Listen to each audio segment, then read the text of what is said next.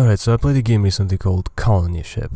This is a sad one because I think Age of Decadence, the previous game from the same developer, is one of the greats.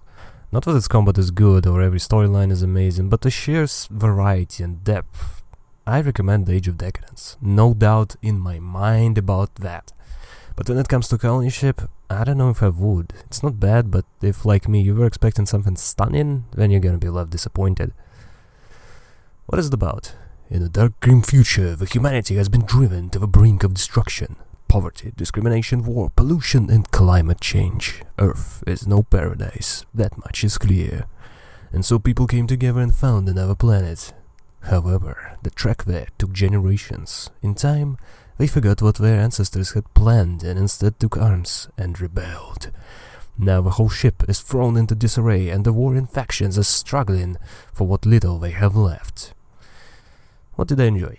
Well, the long setup and the character creation left me hyped. I'd hear Colony Ship and expect maybe the build up to it, maybe some bloody uprising to get back to Earth or whatever happens after. Instead, it offers a fairly strange perspective. The fighting already happened, the ship is barely hanging on, and nobody is actually aware of what is out there. Hell, nobody even knows how long it has been. Imagine living in space, in a ship so gigantic that it's impossible to know if it's moving or even is still in space. For generations. People get cabin fever from days inside. I can't imagine what this kind of situation can cause. And nobody knows if any of the vital systems are on the fritz. One of the storylines is that life support isn't enough to sustain life for much longer, so it has to be turned off in one of the sectors. And another storyline is how the engine is malfunctioning, so people went to repair it, but turns out it spews out radiation and everyone is turned into mutants. End of a typical human trait, racism. Only nobody actually knew how to maintain the engine except for mutants, so now they turned into this bizarre cult and everyone tolerates them because otherwise the ship is stranded. But the best thing is they don't even know if they are already stranded. There is just no way to check, and nobody knows for sure. It's so terrifying. It's so real. I enjoyed the idea behind the mutants, although sadly they appeared for 5 minutes and then their segment was over. But there's also another faction which got my interest. So in the fighting, obviously, people looked for every way ahead they can. And one of such opportunity was life support. Imagine just pulling a switch and the enemy stronghold is now out of air. The people responsible for life support, however, decided to turn themselves neutral and barred entry to every single faction. But they couldn't exactly do it completely isolated. No food, no water, only a handful of them in the first place. And so they turned themselves into cyborgs, with barely any organics left. And now nobody even knows how long they've been quote-unquote alive. So yeah, the backstory, the ideas here, that stuff is great. Same as Decadence. And there's my problem. I dislike pretty much everything else. For example, what did I dislike? The combat is definitely an improvement over Age of Decadence, although I still dislike it. Especially because even if the game itself says the fights are not designed to be fair. And I feel like that's a cop-out. Why even have fights if a player isn't ever supposed to beat those?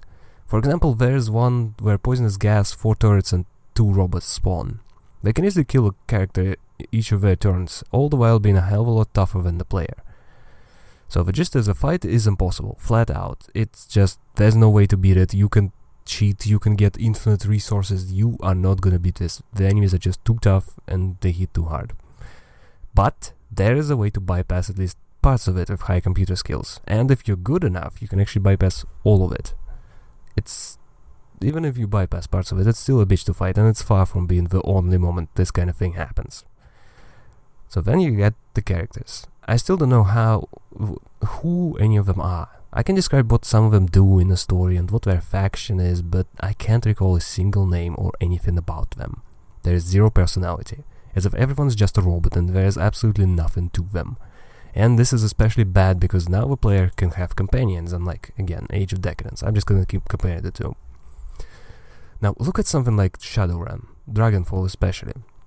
Glory is just such a tragic story. This horrible childhood, misguided adolescence, and now she's a hired killer with giant metal claws for arms. It's a beautiful, touching story for a very memorable character. Colony Ship has nothing like that.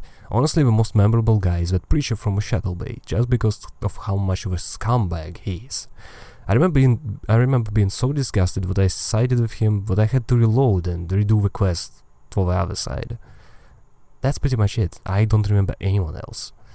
And the story itself is actually my biggest problem. Now, I'm gonna spoil a bit of Age of Decadence. The player can start as a merchant or a merc or an assassin, and all of those have their own story, although there are individual options as well. Other options, I mean. Each storyline also has branches, and once the individual chapter concludes, there's a little wrap-up told to the player as to what exactly is the aftermath of their actions. For example, the first city can become a lot more military-focused in an attempt to regain its past glory, or it can become more dependent on the other great houses, and really fall into disrepair. All of this leads into the next chapter, with some minor effects here and there, and eventually the final ending. However, there are also hidden storylines. Certain ways to align with someone who doesn't seem open to it, and even a chance to become something greater. I won't actually add because this is just such an incredible storyline. I don't want to spoil all of it. I'll just say there's a really great option. I don't think I ever would have figured out how to do that without a walkthrough. Great storyline, just my favorite ending. In turn, Colony Ship offers a few quests in the pit. Some of the characters later appear, there are no words of what happens after the player is done with the area, and it's all pretty much railroaded into following one of the factions. Either the Brotherhood, the guys who caused the mutiny, the Protectors, it's the guys who were loyal to the original Colony Ship idea, or the Fanatics, or, the crazy people. Slip of a tongue.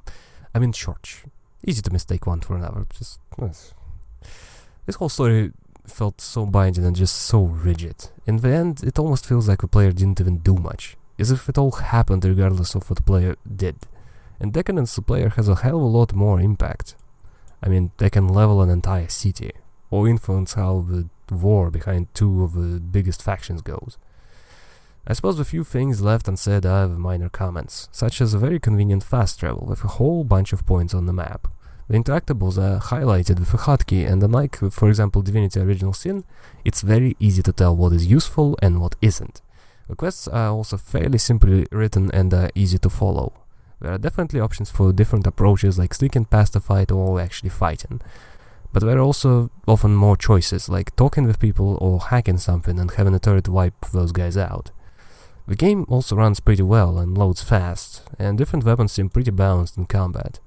The token is also a bit more complicated than just a simple single skill check. Instead, there are levels of persuasion and different options reliant on different skills. Autosave is also generous, and I never really lost any progress. There's probably something else I am not thinking of. There are definitely things to praise. For sure, the developer respects the player, and it's not like the game is bad. If anything, I probably would have loved this, if not for Age of Decadence. I just know these people can do much better, much deeper and versatile than this game turned out to be. And instead, it's a step back, sadly.